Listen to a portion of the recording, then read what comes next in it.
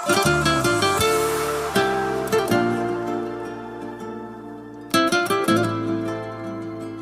teman-teman, Assalamualaikum warahmatullahi wabarakatuh. Nama saya Zahratun Nadira. Saya mahasiswa dari YIN Wangsa, Fakultas Tarbiyah dan Ilmu Keguruan, jurusan Pendidikan Islam Anak Usia Dini. Selamat menyaksikan karya-karya saya. Mantap. Inilah kotaku, Kota Langsa. Kota Langsa adalah salah satu kota di Aceh yang berada di bagian negara Indonesia. Kota Langsa merupakan kota pesisir yang terletak di pesisir timur Pulau Sumatera dan memiliki garis pantai sepanjang 16 km. Kota Langsa merupakan kota pemekaran Kabupaten Aceh Timur dan merupakan salah satu kota otonom termuda di Provinsi Aceh setelah Kota Sabang dan Kota Subulusalam. Kota Langsa berada kurang lebih 400 km dari Kota Banda Aceh. Kota Langsa adalah kota yang menerapkan hukum syariat Islam karena mayoritas penduduk Kota Langsa adalah orang Islam. Kota Langsa berawal dari kota yang berstatus kota administratif sesuai dengan Peraturan Pemerintah Nomor 64 Tahun 1991 tentang pembentukan Kota Administratif Langsa.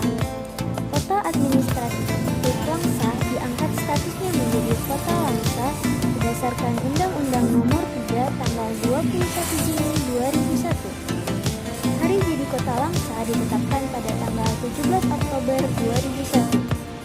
Kota Langsa terkenal sebagai kota pendidikan, kota perdagangan, kota kuliner atau makanan, dan kota wisata. Selamat datang di Gampungku di mana aku dilahirkan. Kampung Dubang Jawa merupakan wilayah Gampung dalam Kecamatan Langsa Baro dalam pemerintahan Kota Langsa, Provinsi Aceh, dengan luas wilayahnya kurang lebih 5,40 km persegi yang dibagi menjadi 4 dusun, yaitu Dusun Selanga, Dusun Bahagia, Dusun Cendana, dan Dusun Damai. Jumlah penduduk yang berada di Gampung Gedubang Jawa berjumlah 3.223 jiwa, dengan laki-laki 1.584 jiwa, perempuan 1.639 jiwa, dan jumlah kakak 859 kakak. Masyarakat Gampung Gedubang Jawa, terutama laki-laki, biasanya menggunakan kedai kopi sebagai tempat bertemu dan bercengkrama sesama warga, tanpa mengenal setara sosial, suku, dan atribut sosial lainnya. Warung kopi menjadi tempat perjumpaan warga yang sifatnya egaliter. Di warung kopi juga, warga mendiskusikan tentang berbagai hal yang terjadi di Gampung sehingga warung kopi sering menjadi titik dimulainya perubahan karena pola komunikasinya. Sedangkan para perempuannya yaitu Arisan Desa Wisma, Majelis Taklim, dan Posyandu. Di situ para perempuan menjadi media bertemunya kaum perempuan dewasa untuk mendiskusikan banyak hal tentang Gampungnya. Partisipasi perempuan Gedubang Jawa dalam pembangunan cukup tinggi, mulai dari proses perencanaan, penganggaran, pelaksanaan, monitoring, maupun evaluasi. Partisipasi perempuan dalam politik Gampung juga tinggi, terbukti dengan ketertiban perempuan dalam kontestasi pemilihan Tuhapat, pemilihan Direktur BUMD, kontestasi pemilihan legislatif, dan lain-lainnya.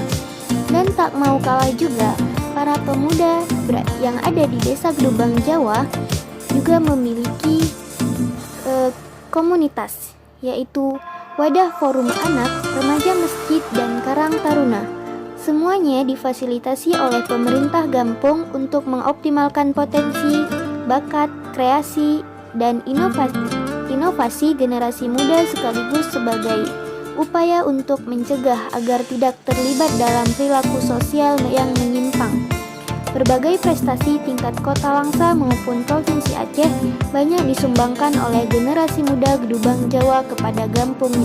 Gedubang Jawa peduli akan pemuda-pemudi yang berada di Gampung Gedubang Jawa dengan lebih memperhatikan ide-ide kreatif, inovatif yang dihasilkan oleh pemuda-pemudi kita yang ada di Desa Gedubang Jawa dengan mengaktifkan forum anak, remaja masjid, dan Karang Taruna.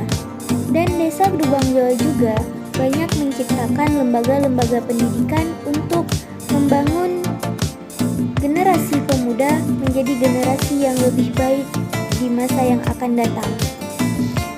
Kita tanya ke pemuda-pemudi Desa Gedubang Jawa, gimana sih pendapat mereka tentang pemuda-pemudi yang berada di Desa Gedubang Jawa. Yuk cek, let's go.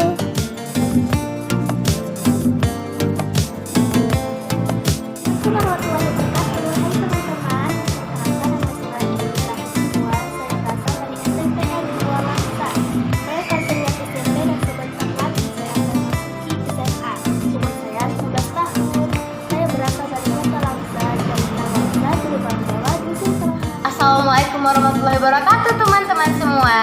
Perkenalkan, nama saya Durasi Lumna Surati dari SMP Negeri 3 Kota Langsa, berumur 14 tahun dan bertempat tinggal di Gedubang Jawa, Lorong Masjid Baitul Mukmin.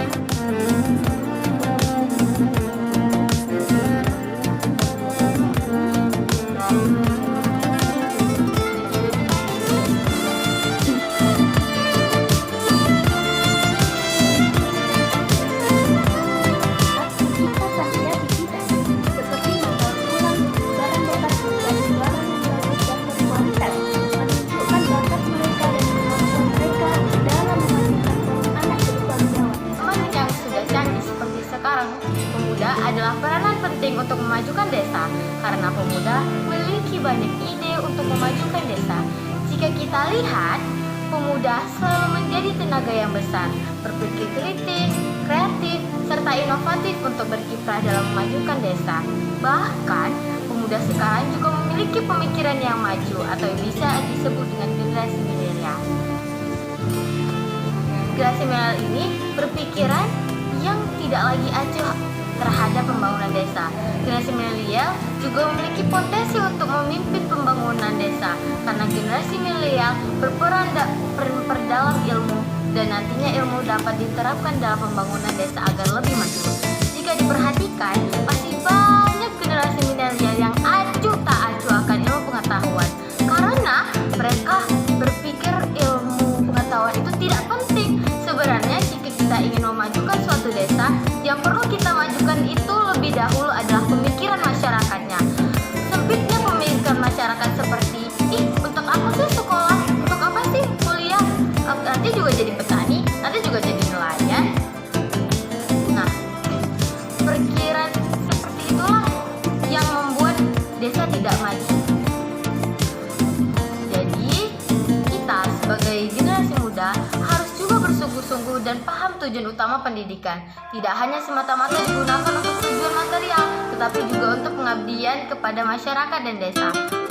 Pemuda menjadi harapan untuk pendorong produktivitas dan pertumbuhan ekonomi serta membangun kapasitas desa yang berkelanjutan untuk meningkatkan kesejahteraan sosial ekonomi masyarakat.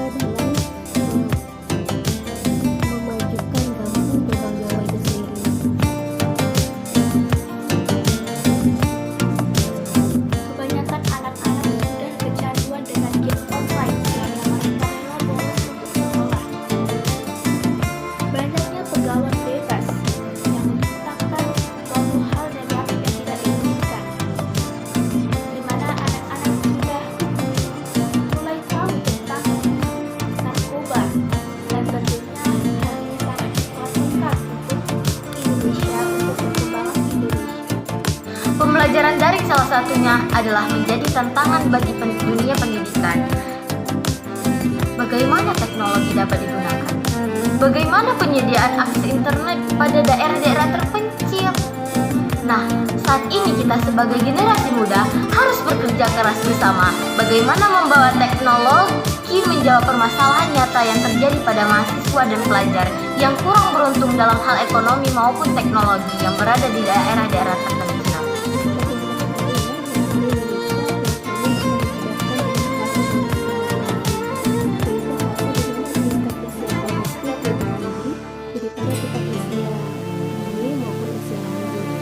Jika itu dimanfaatkan dengan sangat baik akan memberikan dampak positif yang bagus untuk negeri maupun bangsa ini. Oleh karena itu, generasi milenial maupun generasi Z ini harus semangat dalam belajar agar bisa menjadi generasi yang cerdas dan memberikan nilai-nilai yang baik ke depannya dan bisa mempertahankan nama dari bangsa Indonesia itu sendiri. Anak-anak Indonesia adalah kalian harus percaya dengan diri kalian, kemampuan dan bakat kalian, karena kepercayaan diri itu akan menimbulkan kita semangat untuk belajar dan semangat untuk mencapai sesuatu hal yang ingin kita capai. Memang dalam mencapai sesuatu kita akan sering jatuh dan jatuh lagi, maka bangkitlah dan jangan mudah menyerah, karena kesuksesan itu butuh proses, bukan protes. Maka semangatlah anak-anak Indonesia belajar dari gagasan Indonesia orang tua dan agama. Adalah generasi muda. Apa sih generasi muda itu? Generasi muda adalah tokoh sentral dalam misi kemerdekaan. Karena generasi muda seperti kita ini adalah penerus cita-cita perjuangan bangsa. Nah, sebagai generasi muda yang baik, apa sih yang harus kita lakukan untuk membangun bangsa yang cerdas? Untuk membangun bangsa yang cerdas, kita sebagai generasi muda yang baik harus menjadi generasi muda yang cerdas, mampu menguasai dan mengikuti perkembangan ilmu pengetahuan dan teknologi, serta mampu memanfaatkan kemajuan iptek tersebut demi untuk kemajuan bangsa. Kecerdasan dapat diraih jika generasi muda mau belajar dengan giat dan pantang menyerah. Ini tidak mudah karena di masa kini banyak tantangan dan hambatan yang dilalui orang generasi muda, tak baik berupa penyalahgunaan ilmu pengetahuan ataupun sikap malas kita yang dapat menghambat generasi muda untuk belajar dengan baik. Dengan demikian, kita semua harus mengatasi hambatan dan gangguan tersebut. Dengan cara apa? Dengan cara